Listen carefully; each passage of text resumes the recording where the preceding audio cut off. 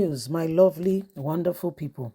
Femi Falana sends out a serious message. Says, with what is currently happening, I can tell you for free, Nigeria is not broke. That's Femi Falana's submission. He said this country is not broke in any way, humanly speaking, or form or kind. That Nigeria is not broke. Those that are telling Nigeria is broke are only saying that to get your or to divert your attention. He said Nigeria is not broke. That Nigeria is standing very well financially speaking.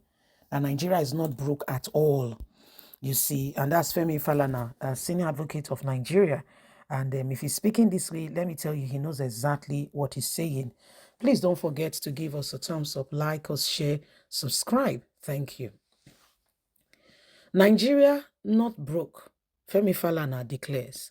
Human rights activist and renowned legal practitioner Femi Falana on Monday declared that contrary to matters that the federal government wants us to believe, that the country is in a dire financial situation, Nigeria has money that runs into millions of naira that has not been recovered. The country is not broke at all.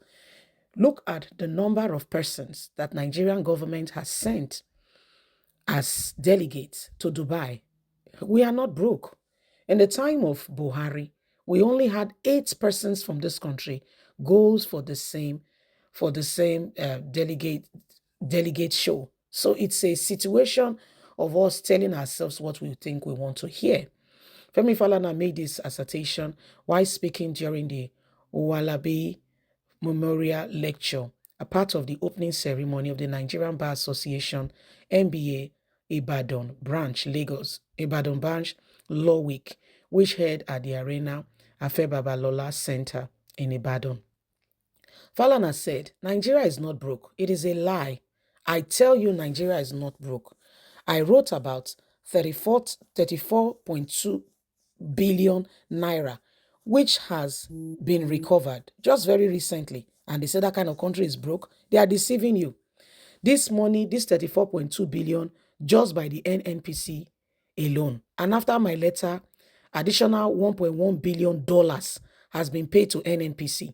The money is destined for the federation account, but the NNPC hijacked it and we are going to collect it. There are others. We have some judgment and money that isn't recovered from oil companies. So for 18 years, the government has engaged a team of accountants who came up with a figure of 62 billion. We also have to recover this huge money from 6 international oil companies. Between June and now, the 3 tiers of government have shared about $1 trillion per month. By April this year, it was 655 billion naira, and we must reflect it in the standard of living of our people. For instance, the federal government has given 35,000 naira to every worker.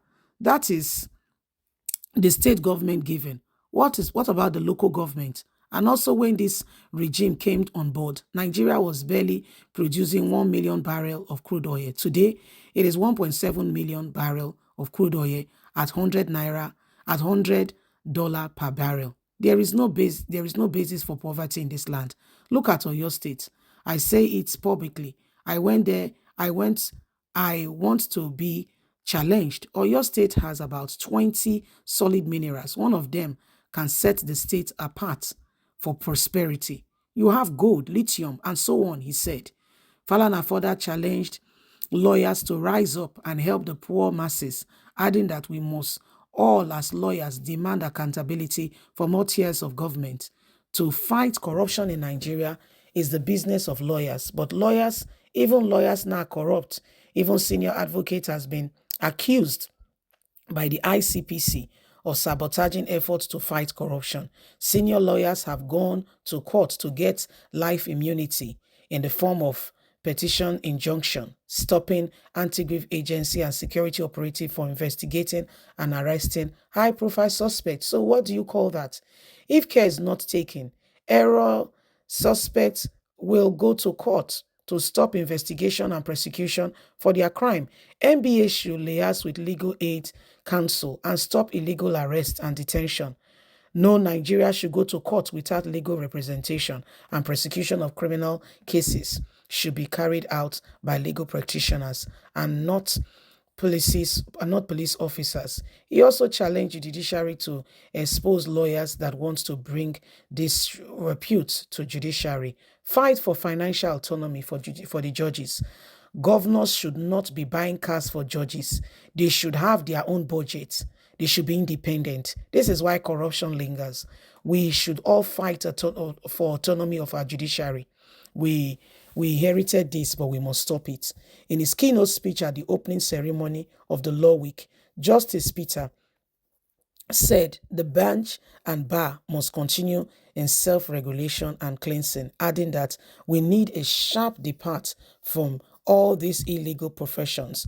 All judges are first and foremost lawyers. Thus, the bench and the legal profession must continue in internal regulation and self-cleansing. So that's Femi Falana explaining to you that Nigeria is not broke. And he's not saying it, closing his eyes. He's saying it very, very clear that they don't need any of these things. They don't. He said the country is not broke, but the judiciary has now connived with the executive, and that is what is destroying the nation. He said the judiciary needs to be financially free, which is called, financial autonomy. It needs to come so that these people can be truly free. We are tired of the same thing over and over again. If we want this country to move forward, it is important. Very, very important. We cannot be here and there dancing around and saying we want to get free. No. There must be decisive plans and actions on what we want to do. We cannot just be moving around and just laughing away our time, doing busybody here and there and thinking that that is the way it's going to be. No, it doesn't work that way. It doesn't work that way. So we need real, true freedom from those who have continuously and constantly, are telling us this and that and, no. The country, we need to come out of, the oppression that we've been facing for quite some time now. The judiciary, which should be standing for the people without any fear or favor. And now, it seems very much like, they are the mercy of the executive. Governors are the ones buying them cars. You go and see somebody kneeling down. There's nothing wrong in cultural respect, but kneeling down to beg a governor because he wants to have a car. And how do you think when the governor said, "My guy is the one that you are judging in that case, so do it well, you will receive something"? How do you think such a person will respond? Just between you and I. How do you think such an individual will respond? So it is what it is. If there is any time in our history where we all should actually sincerely really stand up for what we believe and say no to oppression, it is now more than ever before. Nigeria has turned into that place like a laughing stock where we no longer get truth being revealed to every one of us. We need to come out of every single oppression going on right now and bring Nigeria to where it needs to be. As it stands at the moment, if things are not changed and carefully considered so that we can move forward, we don't know what will happen next. Leave us a comment. God bless. Bye for now.